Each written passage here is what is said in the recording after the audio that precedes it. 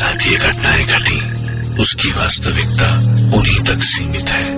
भूत प्रेतों और अपसामान्य विषयों के होने पर चैनल कोई दावा नहीं करता और ना ही प्रोत्साहन करता है, बस एक दावा करता है और वो है डर। हेलो दोस्तों, horror alarm stories YouTube channel पर आपका स्वागत है। इस चैनल पर आपको सुनने को मिलती है बेहद ही खौफनाक और सच्ची भूतिया घटनाएं। अगर आपको भी ऐसी ही खौफनाक और सच्ची भूतिया घटनाएं पसंद है तो चैनल को सब्सक्राइब करें और बेल आइकन को प्रेस करना ना भूलें। तो चलिए बढ़ते हैं आज की कहानी की ओर।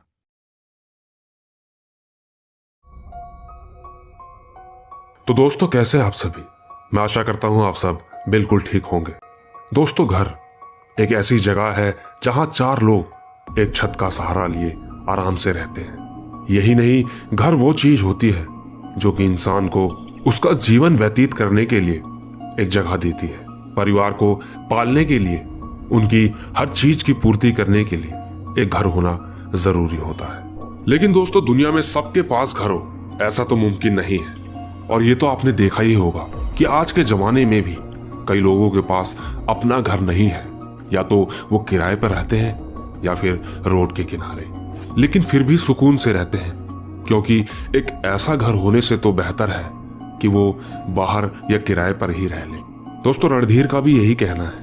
उन्होंने जब अपने इतने बड़े घर का वाकया बताया जहां पर एक साथ 100 लोग आराम से रह सकते हैं, वो सुनकर मैं दंग रह गया। और रणधीर की बात हैरान कर देने वाली भी है।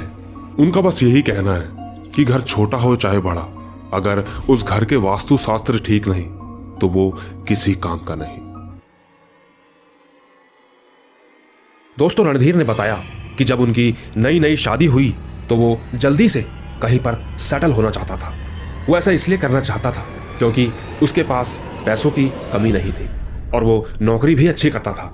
देर सवेर रणधीर को कोलकाता शहर में एक खूबसूरत बंगला मिला और वो बंगला उसे बेहद पसंद आया। उस बंगले के हिसाब से उस घर की कीमत भी लाजमी थी।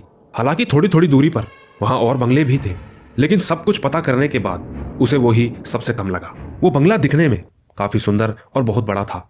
बस थोड़ी हैरान कर देने वाली बात यह थी कि वो एक सुनसान इलाके में था, जैसे फार्म हाउस होते। दोस्तों, उस बंगले के पीछे एक बड़ा सा जंगल भी था। हालांकि बंगले की ऊंचाई इतनी थी कि उन्हें जंगल से कोई मतलब नहीं था। दोस्तों, आपने देखा होगा जब हम कोई भी नई चीज, चाहे वो घर हो चाहे वो कुछ भी हो, उसे लेने से पहले हम 2-4 लोगों की सलाह मशवरा जरूर लेते हैं और उनसे पूछते हैं कि ये चीज कैसी लगी। जब सबकी हाँ हो जाती है तभी आदमी उस चीज को लेने पर मजबूर हो जाता है। लेकिन यहाँ उल्टा था। रणधीर को बताए जाने के बाद भी कि इस घर में प्रेत का साया है, वो नहीं माना, क्योंकि वो इन चीजों पर विश्वास नहीं करता था।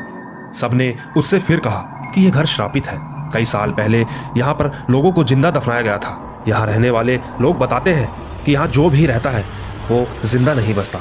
और हाँ, एक बात और, आपको ना तो इस बंगले के लिए कोई केयर टेकर मिलेगा और ना ही कोई गार्ड। उन लोगों की इतना कहते ही रणधीर ने उनसे गुस्से में कहा कि ना ही मुझे कोई केयर टेकर चाहिए और ना ही गार्ड। मैं अपने और अपने परिवार के साथ यहाँ आराम से रह लूंगा, आप सभी जाइए। दोस्तों, यहाँ मैं आपसे एक बात कहना चाहूंगा कि रणधीर पूरी तरह से गलत नहीं था। आखिरकार उसने एक घर लिया था जो लोगों का सपना होता है, पर उसे क्या पता था कि उसके साथ ऐसा होने वाला है। खैर दोस्तों, जब रणधीर अपनी पत्नी प्रिया को यह बंगला दिखाने लेकर गया तो ठीक प्रिया ने उससे कहा कि रणधीर, अगर ये बंगला इतना ही अच्छा है तो अब तक इसे किसी ने क्यों नहीं खरीदा? औरों के मुताबिक इसकी कीमत भी कम है। रणधीर ने कहा, अरे होगी कोई वजह, हमें उससे क्या करना, हमें ये जगह तो मिल गई, हमारे लिए यही अच्छा है। उस वक्त प्रिया ने अपना सर हिलाकर कहा, वो सब तो ठीक है, पर ना जाने मुझे ये जगह कुछ सूनी सूनी और अजीब सी लग रही है। प्रिया की ये बात पर रणधीर हंस पड़ा। उसने कहा, सूनी सूनी तो लगेगी ही, क्योंकि यहाँ तुम्हारे और मेरे अलावा और कोई नहीं है। दोस्तों, रणधीर दिल का बहुत अच्छा आदमी था। उसने प्रिया की बातों को और लोगों की बातों को सोचते हुए उससे ये कहा कि हम यहाँ कुछ दिन रहेंगे, अगर तुम्हें ये जगह ठीक लगे तभी हम आगे का प्रोसेस करेंगे, वरना कहीं और देख लेंगे। दोस्तों, इतना सब कुछ हो जाने के बाद अगले ही हफ्ते रणधीर और उसका परिवार उस घर में शिफ्ट हो गया। रणधीर के परिवार में उसकी पत्नी प्रिया, उसकी बेटी पूजा जिसकी उम्र लगभग 9 साल की थी, और एक छोटा भाई विराज जो लगभग 7 साल का था। दोस्तों पूरे घर में 2 हफ्ते गुजारने के बाद सब कुछ ठीक था, लेकिन इन सब के बाद घर के बेसमेंट से अजीब अजीब चिल्लाने और रोने की आवाज़ें आने लगी। लेकिन अजीब बात तो ये थी कि ये आवाज़ें सिर्फ और सिर्फ रणधीर की बीवी को ही सुनाई दे रही थी। जब रणधीर की बीवी ने उसे इन सब बारे में बताया तो रणधीर ने प्रिया का वहम समझकर बात को टाल दिया। प्रिया को लगा कि शायद रणधीर ठीक कह रहा है, क्योंकि इतने बड़े घर में अगर एक चम्मच भी गिर जाए तो आवाज़ गूंज उठती है।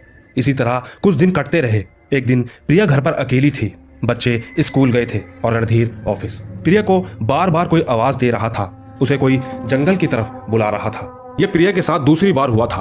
वो बहुत ज्यादा डर गई थी। ये अजीब सी आवाजें सुन सुनकर उसका सिर बहुत तेजी से दुख रहा था। उसे एक तरफ गुस्सा भी आ रहा था। न जाने उसे क्या हुआ, वो अचानक उस जंगल की राह पर चल पड़ी और वो जैसे ही जंगल के अंदर पहुंची तो आवाजें बंद हो चुकी थी। ऐसा लग रहा था मानो यहां से कोई आवाज आ ही ना रही हो। इधर उधर देखा, वहां कुछ भी ना मिलने पर वो जैसे ही पीछे की तरफ मुड़ी तो उसने देखा कि एक बूढ़ी औरत उसे घूरे जा रही थी।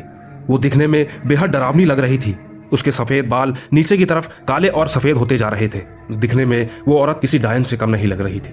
प्रिया इससे पहले उससे कुछ बोलती, वो धीरे धीरे उसी की तरफ बढ़ रही थी कि अचानक प्रिया ने आओ देखा न ताओ, वो तुरंत वहां से भागने लगी। वो इतनी हड़बड़ी में भागी कि भागते भागते वो एक आदमी से जा टकराई।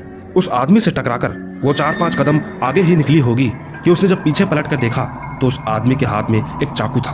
प्रिया को बिल्कुल समझ नहीं आ रहा था कि वो क्या करे। उसके मन में कई सवाल चल रहे थे।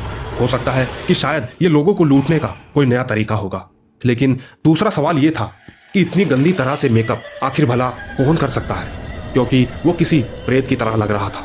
खैर, प्रिया जैसे तैसे वहां से बचकर भाग निकली और उसने सीधा अपने बंगले में जाकर दरवाजा बंद कर दिया। उसे घर के अंदर आधा घंटा बीत चुका था। इसके ठीक आधे घंटे बाद प्रिया प्रिया करके बाहर से रणधीर की आवाज आने लगी। प्रिया ने हड़बड़ी में तुरंत दरवाजा खोला, लेकिन जैसे ही प्रिया ने दरवाजा खोला कि तभी उनके घर का फोन बजा। वो फोन रणधीर का था। वो तुरंत समझ गई थी कि बाहर जो आवाज आ रही थी वो रणधीर की नहीं बल्कि कोई छलावे की थी। वो जल्दी से उठी और भागकर दरवाजा बंद करने गई। वो जैसे ही दरवाजा बंद कर रही थी कि अचानक एक हवा का झोंका उसके शरीर के आर पार हो गया।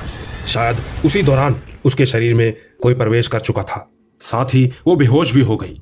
इतना सब हो जाने के बाद जब प्रिया के बच्चे स्कूल से वापस घर लौटे तो उन्होंने अपनी माँ को उठाया। माँ की ऐसी हालत देख बच्चे ने अपने पिताजी को फोन मिलाया। रणधीर दौड़ा दौड़ा घर पहुंचा। जब उसने प्रिया की ये हालत देखी तो वो उसे तुरंत अस्पताल ले गया। डॉक्टर्स की रिपोर्ट के मुताबिक सब कुछ नॉर्मल था। डॉक्टर ने रणधीर से कहा कि थकान ज्यादा होने के कारण इसकी यह हालत हो गई है, ज्यादा कुछ नहीं, बस थोड़ा सा चक्कर है। इसके बाद वो प्रिया को घर ले आया। दोस्तों यकीन मानिए, इन सब के बाद से प्रिया के अंदर कुछ बदलाव था। वो अब पूरे घर के अंदर अजीब अजीब से हरकतें करने लगी। कभी बिना बात पर ही बच्चों पर भड़क जाती तो कभी रणधीर पर। प्रिया कभी उल्टा चलने लगती तो कभी खुद के बाल ही चबाने लगती। लेकिन इन सब के बारे में रणधीर को कुछ भी नहीं पता था। ये सब पता था तो बस उनके बच्चों को, जो कि इतना डर चुके थे कि वो अपनी माँ के पास तक नहीं जा रहे थे। माँ की ऐसी हालत देख बच्चों ने अपने पिताजी से सब कुछ कहा, लेकिन रणधीर ने बच्चों का वहम समझकर उनकी बातों पर विश्वास नहीं किया। दूसरी तरफ प्रिया का ये काम रोज का हो गया था। उसकी ये हालत देखने वाला अब कोई नहीं था। जब जब रणधीर घर पर होता तब तब वो एकदम ठीक हो जाती, लेकिन उसके जाने के बाद फिर से वही कहानी शुरू हो जाती। लेकिन दोस्तों आखिरकार ये सब कब तक चलेगा।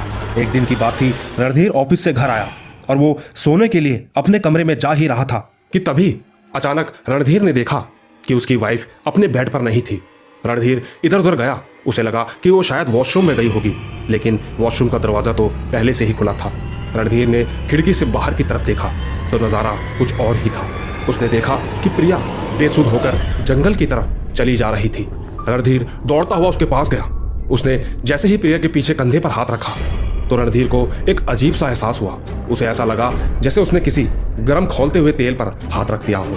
रणधीर ने झटके से अपना हाथ हटाया कि अचानक प्रिया ने अपना चेहरा उसकी तरफ किया। ये सब देख रणधीर मानो खड़ा खड़ा वहीं पर बेहोश हो गया।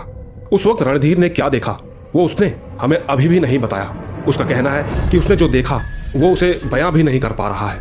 वो कहता है कि ना वो इंसान की शक्ल थी और ना हैवान की। वो जो भी था वो एक डर का ऐसा मंजर था जिसे मैं देख नहीं पाया।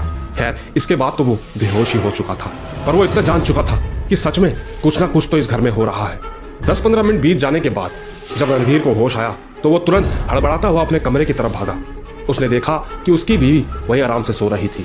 उस वक्त रणधीर इतना डर चुका था कि वो कुछ भी नहीं कर सकता था। वो समझ चुका था कि अब उसे क्या करना है।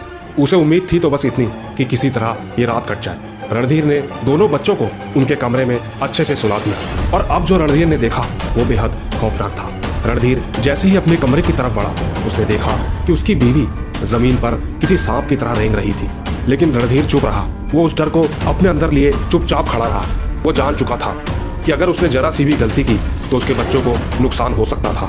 रणधीर ने चुपचाप कमरे का दरवाजा बंद कर दिया और खुद कमरे के बाहर ही बैठ गया। रणधीर पूरी रात सो नहीं पाया। उसने हमें बताया कि कमरे से अजीबोगरीब आवाजें आ रही थी, जैसे कभी कुछ खाने की तो कभी दीवार को खुरचने की। किसी तरह सुबह हुई।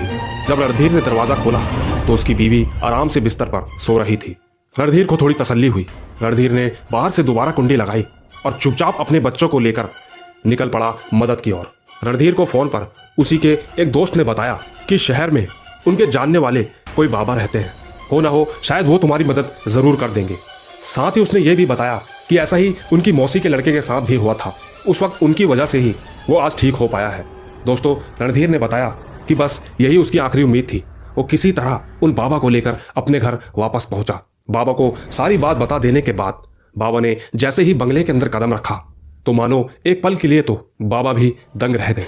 उन्होंने बताया कि यहाँ एक नहीं बल्कि कई आत्माओं का वास है, लेकिन जो आत्मा सबसे हावी है वो इस वक्त तुम्हारी बीवी के शरीर में है। रणधीर बाबा को लेकर कमरे के गेट तक पहुंचा और उसने जैसे ही दरवाजा खोला तो उसकी बीवी कमरे में नहीं थी। रणधीर हैरान था।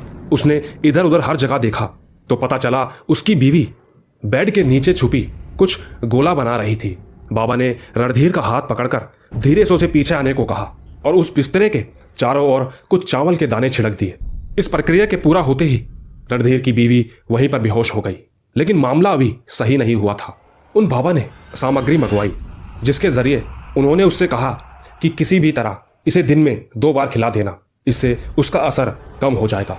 हो सकता है कि वो इसके शरीर से चला भी जाए, लेकिन वो यहां से नहीं जाएगा। इसके लिए तुम्हें ये घर छोड़ना ही होगा। इसके बाद बाबा चले गए। लेकिन रणधीर की परेशानियां उसके लिए बहुत बढ़ चुकी थी। लेकिन एक बात अच्छी थी। रणधीर ने बताया कि उसने बड़े ही प्यार से अपनी बीवी को वो 2 टाइम की दवाई ठीक समय पर खिला दी थी, जिसके बाद से वो लगातार 2 दिन तक बिस्तर पर ही पड़ी रही। और फिर एक रात उसने खून की उल्टियां की। वो पल बेहद डरा देने वाला था। एक बार को तो लगा कि शायद बाबा ने न जाने ये क्या दे दिया कि तबीयत ठीक होने के बजाय और बिगड़ती चली गई। पर हैरानी की बात तो ये थी कि इतना सब हो जाने के बाद रणधीर को लगा कि शायद अब ये नहीं बच पाएगी। लेकिन वो तो ऊपर वाले का शुक्र था, उसकी बीवी एकदम ठीक हो गई थी। बस वही पल था। रणधीर ने जल्दी से अपना सामान पैक किया और बीवी और बच्चों को लेकर उसी रात वहां से निकल गया। लेकिन उसने एक बात और बताई कि जाते जाते वो घर की दहलीज पर नमस्कार करके गया।